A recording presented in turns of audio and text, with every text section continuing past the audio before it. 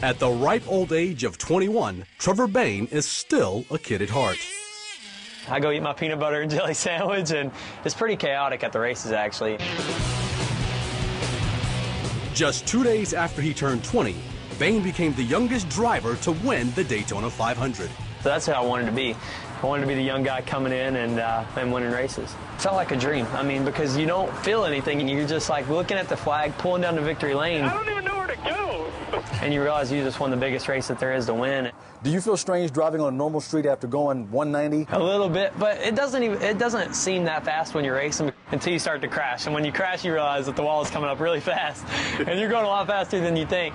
But then you get on the interstate, and you want to go a little bit fast sometimes, so you got to keep it in check. So do you get speed tickets?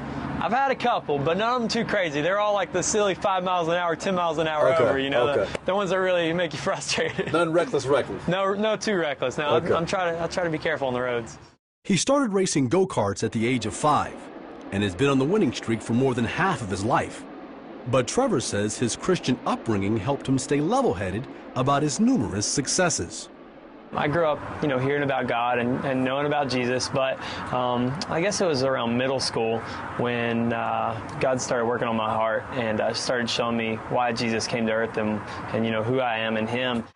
Some compare him to another role model in the world of sports. I read a recent article that said that, hey, you want to be like Tim Tebow, which after talking to you, I don't think that's exactly the case. But talk about it a little bit. We are supposed to mold ourselves and look like Jesus and walk as He did and have Him to change our lives. So when there's two guys that are modeling themselves after the same person, then they're going to look a lot alike. I think Tim Tebow is a great guy, and he's a great role model for kids to look up to. But that's not my only role model. My role model is Jesus, and that's who I want to be like. Like Tebow, Bayne gives all the credit to God. God's just drawing us closer to Him in every experience, and that's what we prayed about before the race. Whether it was a good result or a bad result, we just keep drawing closer. And He taught me something yesterday, in that race. And you never know what His plan is, but I can guarantee if you stick with Him, He's going to have something good for you. I pray and I just say, whatever God has for us that day, let us have the best of our ability. Let us do everything that we can to do our best. But if it's not our day to win, then we won't win. But there's very few times that I pray for favor, but sometimes I do. Sometimes I pray to win, and I think that was one of those days. Trevor's faith was challenged after his big win at Daytona, when he was forced out of racing for 5 weeks.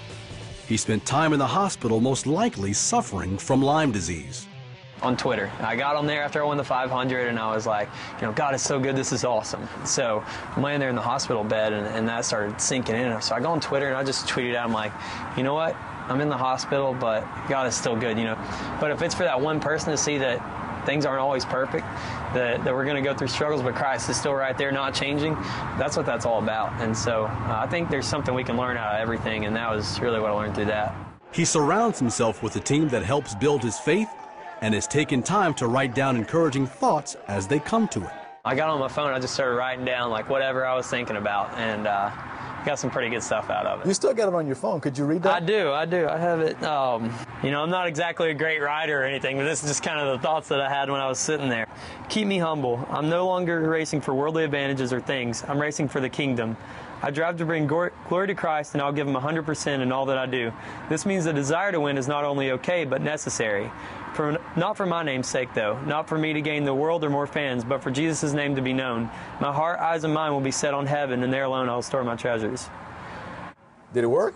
It's working so far. I got to go back and read it every now and then, but I think it's important, man, just when He gives us something, write it down. I've been doing that a lot more, and it's helped me, so.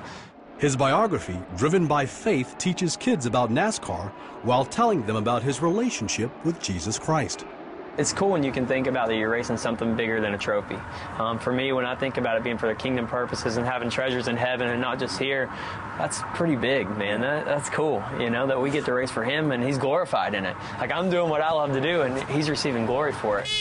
Whatever the future has in store for number 21, big or small, Trevor Bayne plans to stay focused on God. That 500 was great for the day or for the last month after that. Well, that was something that I'll never forget. But something that's going to stay with me a lot longer is Christ and that relationship and that choice to be, open my heart and say, here's my life, use it.